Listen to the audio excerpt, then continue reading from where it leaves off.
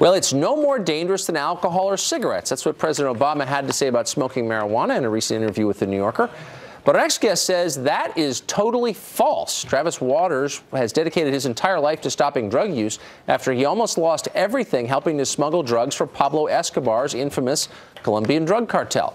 He shares his story in the book, The Westcoast Kid, and he joins us live this morning. Travis, thanks for coming on. You're welcome. Thanks for having me. So give us just a very quick synopsis of how you interacted with drugs and what happened to your life afterward. Just like all teens in America, I was influenced. I thought it was cool. I seen older friends and family with coolers full of money, and I wanted that lifestyle. That's too many days to graduate, one wrong mistake, one wrong decision, and next thing you know, I'm dealing with small amounts of drugs. I threw away my scholarships, and one thing led to another, and then I started bringing in loads of marijuana and selling bulk cocaine up north. And you wound up in jail for that? 23 years, federal and state prison, yes. Wow, that's pretty heavy duty. So what did you think when you read the president's comments, almost parenthetically, just kind of throwing it away, that, oh yeah, weed's no more dangerous than alcohol? I don't know what he was thinking to even come up and say a comment like that. I've had kids at my books in the treatment centers and schools around the country, and I've had kids email me asking me why the President of the United States would say a comment like that nationally when these kids are in treatment centers fighting for their recovery that are addicted to marijuana.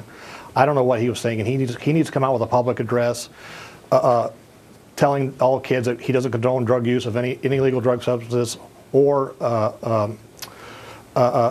saying that they're not dangerous. He needs to tell everybody they're dangerous. But he is definitely on the side of public opinion. I mean, if you talk to anybody under 30 and even use the phrase marijuana addiction, you get laughed at, as I'm sure you know. So when did public opinion switch on this? And marijuana, and people who are against smoking a lot of pot are seen as totally out of touch and stupid.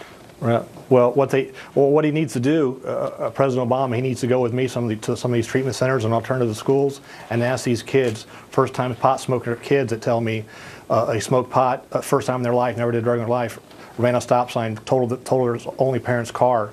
All kinds of stories of kids were making honor roll students, started smoking pot, dropped out of school. He doesn't know what he's talking about. He doesn't have a clue what he's talking about. He needs to go with me and talk to these kids in person.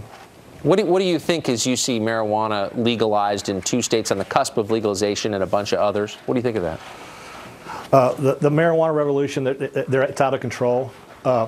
If you want to take the market away from the marijuana smugglers on down, all the way for the smugglers, growers, all the way down to the street dealers and dime bag dealers, you're going to have a 100%, 1,000% increase in cocaine, crack, meth, and heroin distribution in the country, because those smugglers aren't going to stop selling or stop pushing marijuana. They're going to start moving harder drugs. It's going to be an epidemic of cocaine wars again if states start legalizing marijuana for recreational use. Travis Waters, we'll save the tape. Thanks a lot for joining us this morning. I appreciate it. Thanks for having me. I appreciate it.